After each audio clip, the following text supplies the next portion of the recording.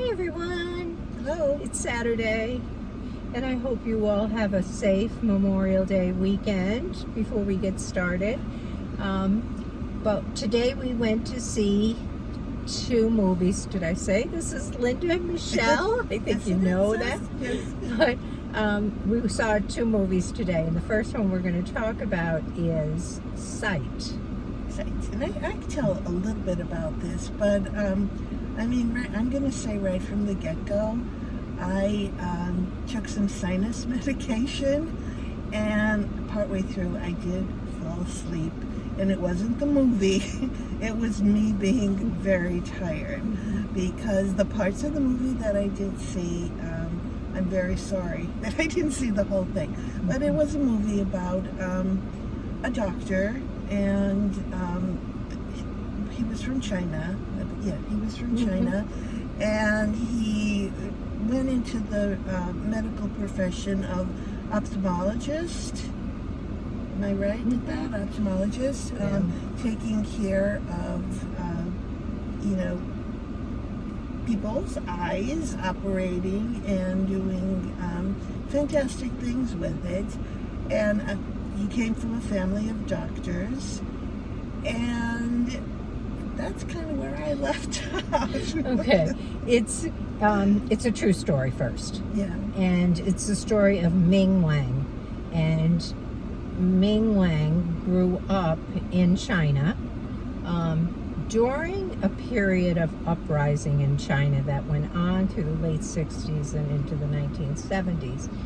And during that time, experienced much abuse, and just horrible things happened that he saw, and he just went through a lot of turmoil. I saw too that I did see that where they didn't have enough food, even the families, even though they were very, the father was a doctor and everything else, they couldn't provide enough food for the family. Yeah, the family was very supportive of Ming. He had a very wonderful family growing up, and he eventually had a little brother who was born, and he had a friend. I think they lived next door, if I'm not mistaken, an older gentleman. The mother had died, and it was the father and the daughter, and he was really good friends with the daughter, and the daughter was Lily, and he they kind of liked each other, you could almost tell. And during this uprising, she was taken away, and so he was extremely intelligent. He always wanted to be a doctor. But during this uprising, they decided that they closed all the schools, and he could get no more education.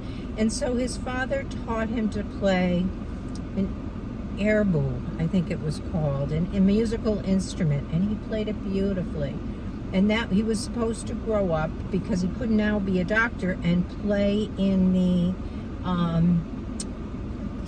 in the National Music and Troupe or something, Dance and Music Troupe or something.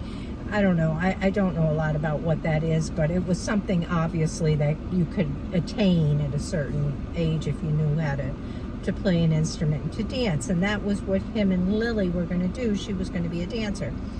And but then in the late 70s, the government arrested all of these uprisers and opened up the schools, and he had to study.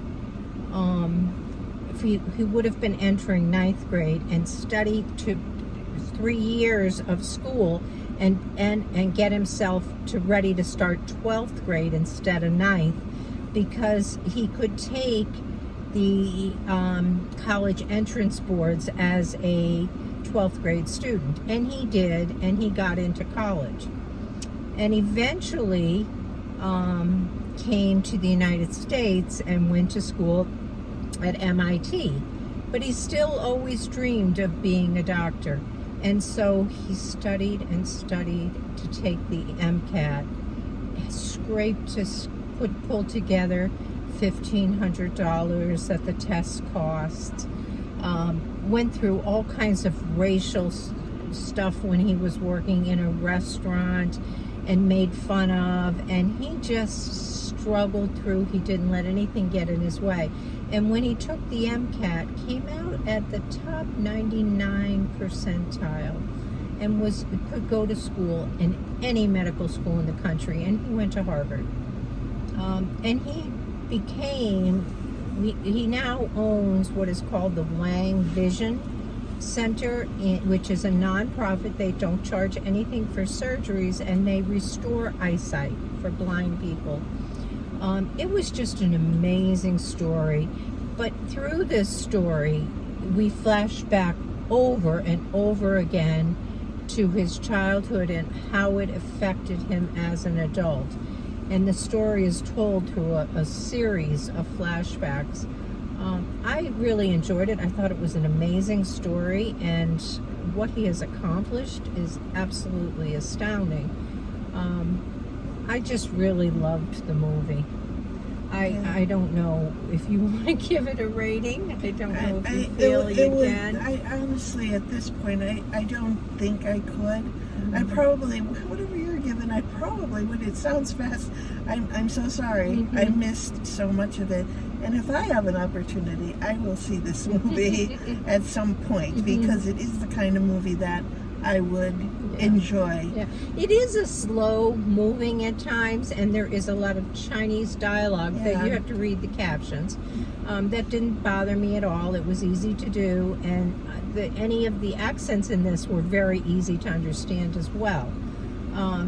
But it was a slow moving movie at times, and I could see why you could have fallen asleep. Yeah, but I would give it a 7.5. I kind of pushing toward an 8. It's better than a 7, but it is slow moving at times, so that's why I'm going with a 7.5. But I really can't honestly give it a rating for as much as I did see the ending of it too. So I got a little synopsis at the end, because they did put like little biography history of his successes and where he was and kind of where he started. And they showed pictures of the real him. The real me, yeah. yes. And I did see all that part of it, so I had a little sense of what was happening, but certainly not enough to give it a rating, not this one. So follow Linda's. But it is worth seeing. I always love true stories, so that has a lot to do with why I recommend these movies too. But if you like true stories, I think this is something you might enjoy. Certainly a good movie. Okay, well. And that's what we got for you with this one. So we'll catch you in the next one. Hopefully, I'm going to go have a soda or something and wake me up so I'm wide awake for the next movie. So, see you then. Bye. See ya. Bye.